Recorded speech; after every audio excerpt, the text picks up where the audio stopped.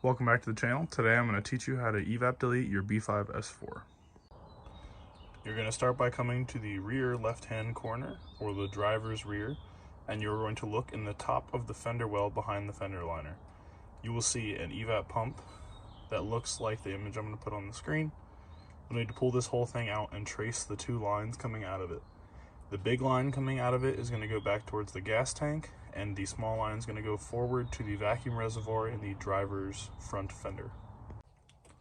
The large line that comes out of that pump is going to come here to your charcoal canister. I'll put an image on screen of what it looks like in the car. It is going to have two lines coming out of it right here. These are going to go to this line goes to the front of the car, and this line is your gravity feed for your gas tank. So this line, you're going to want to put a filter on and let it vent, and then this other line here, you're going to delete.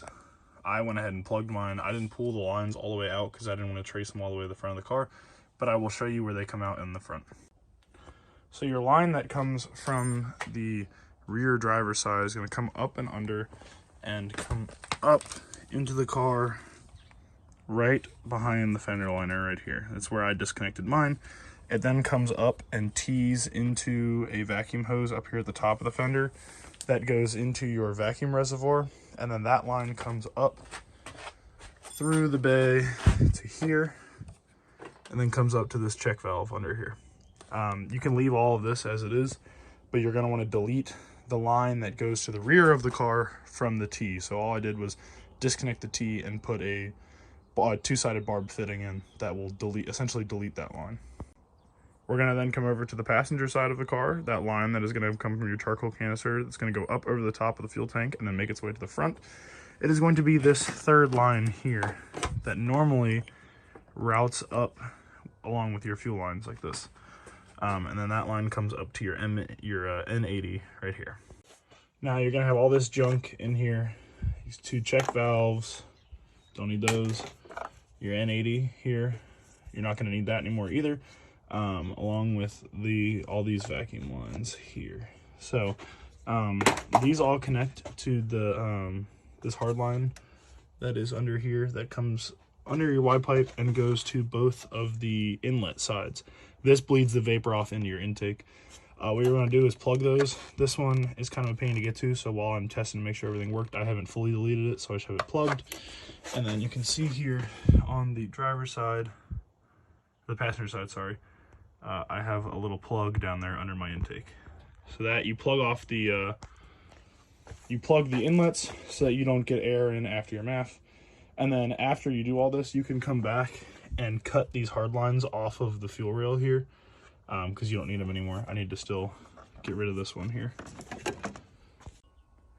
This is a better view of the N80 system here. There's also another plug you have to plug that I forgot to mention.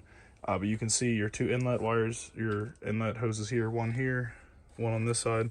They come into this hard line T, into the check valve, come into this split here. There's another check valve, and then this comes up to your N80, and then this hose is that third hose that comes in with your fuel lines.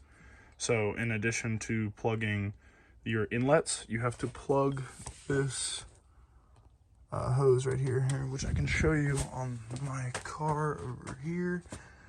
Is this little guy right here. You gotta plug it so that it's not open to atmosphere anymore. Other than that, it's pretty straightforward in the terms of the engine bay. Now, after you've done all this, you're gonna have a couple codes. The car is gonna register that the evap system is no longer there.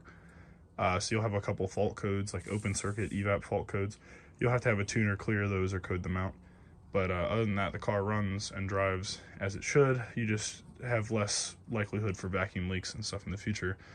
There will be a little bit of a fuel smell when you fill up because the vapor from the fuel tank is now just venting to atmosphere as opposed to going through the charcoal canister in the evap system, but it hasn't really bothered me. I'm not worried about it. So it's a much simpler system, got a lot of stuff out of the bay, less places for vacuum leaks, as well as I know evap codes, at least in my experience, evap codes mess with your fuel trims, can cause the car to run lean, and in chasing a lean issue is what pushed me to this.